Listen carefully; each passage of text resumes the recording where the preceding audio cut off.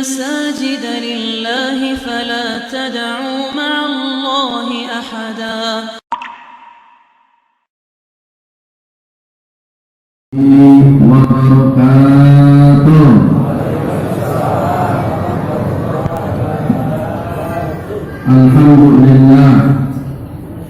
Alhamdulillahilladzi farada 'alaina as-siyam fi syahri Ramadan.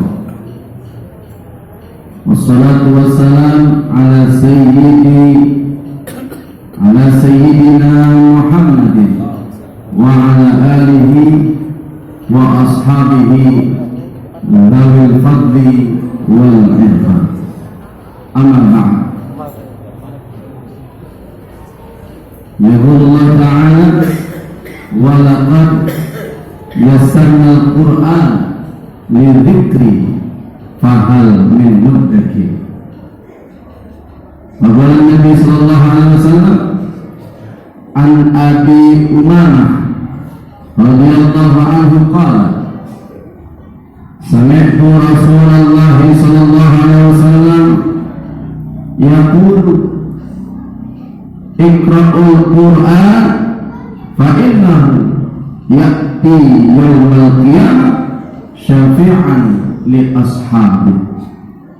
Rawahu Muslim. Shadaqallahu alaihi wa sadaqa rasuluhu nabiyul habibul karim wa nahnu ala dzalika minasyahidin wa syakirin walhamdulillahi rabbil alamin.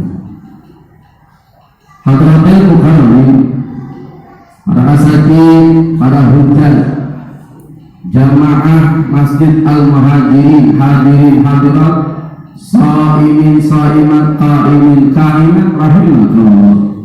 Bil khusus Dewan Pembina Yayasan Al-Muhajirin, Ketua Umum Yayasan Al-Muhajirin, Ketua Masjid Al-Muhajirin, dan para jajaran-jajarannya yang dimuliakan Allah Ta'ala, serta hadirin hadirat yang tidak kami sebutkan satu persatu namanya, namun tidak mengurangi rasa hormat ta'zim kepada antum semua yang mudah-mudahan puasa kita, infak sedekah kita pada hari ini, hari yang ketiga, insyaallah diterima Allah Subhanahu wa ta'ala.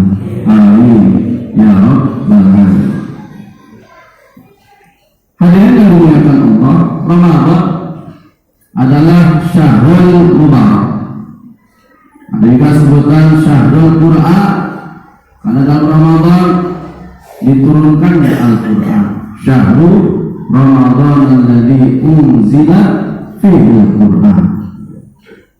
Bulan Ramadan juga ketika kaum muslimin melakukan ibadah puasa Ramadan, banyak mereka menghabiskan waktunya dengan membaca Quran. Siang, sore, malam, subuh, dengan semangat membaca Quran, namun hanya mengejar khatam Qurannya saja, tapi tidak memahami artinya. Apakah ini ada faedahnya?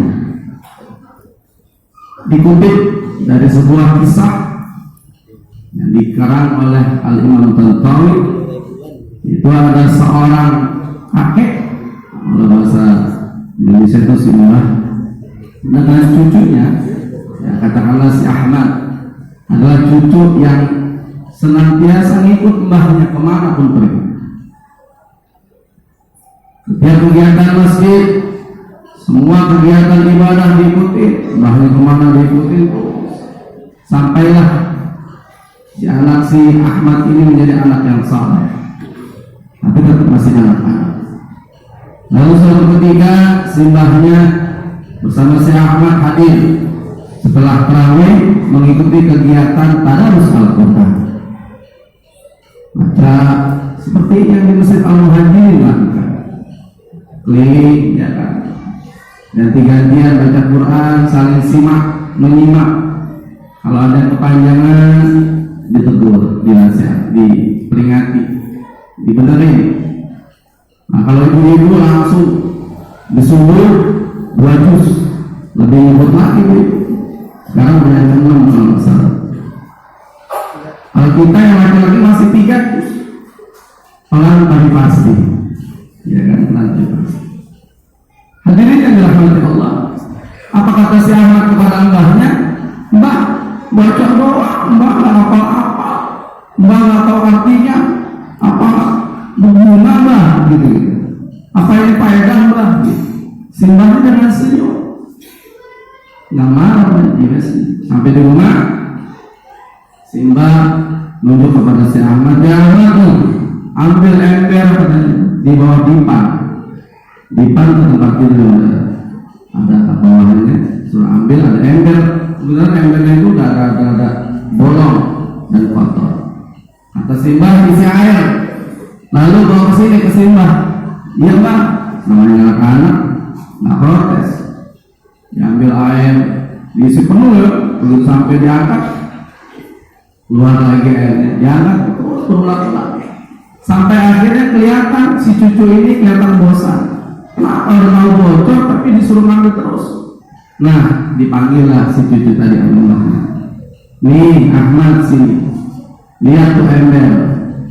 Iya mbak, tadi gimana embernya? Kotor mbak, banyak debunya mbak. Nah, sekarang bersih mbak. Itulah Al-Quran. Apakah kamu paham sekarang?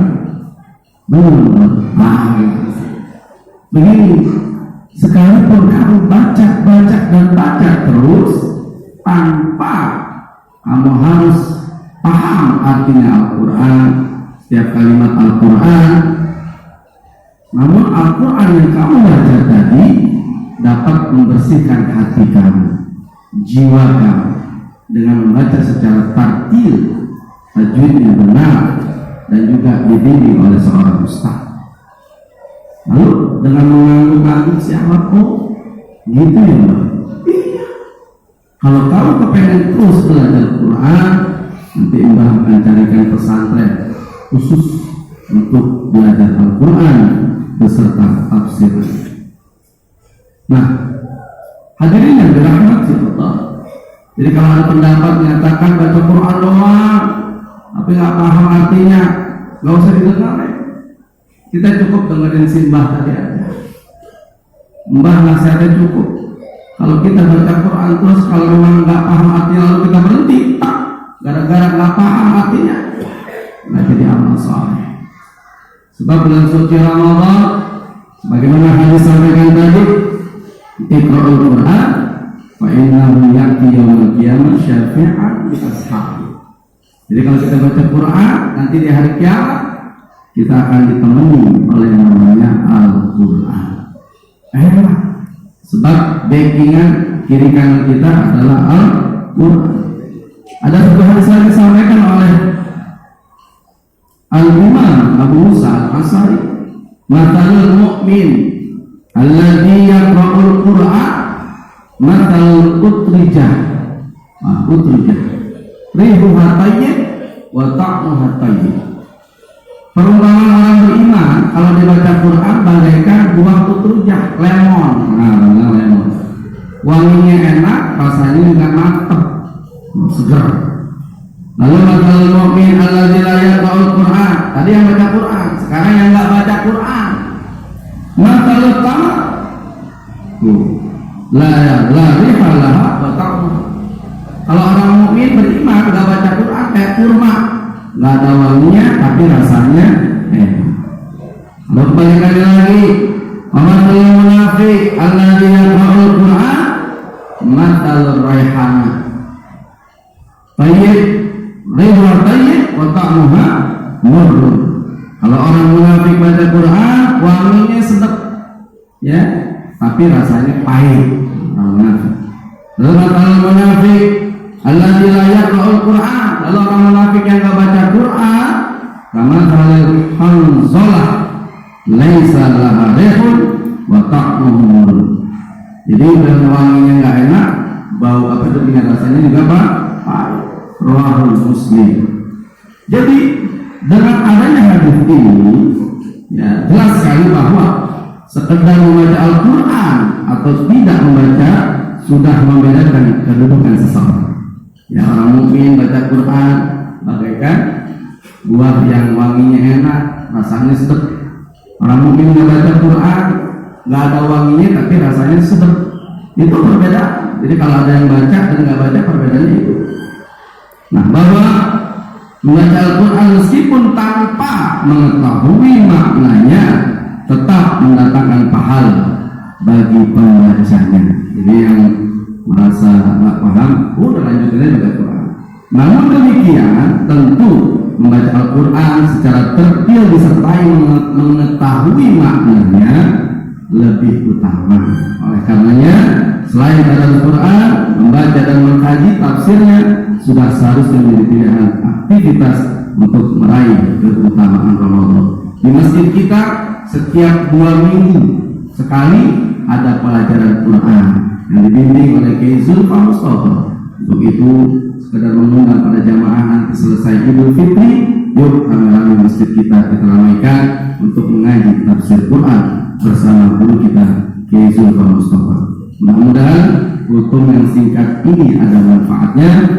Hadanallahu iyyakum ajma'in.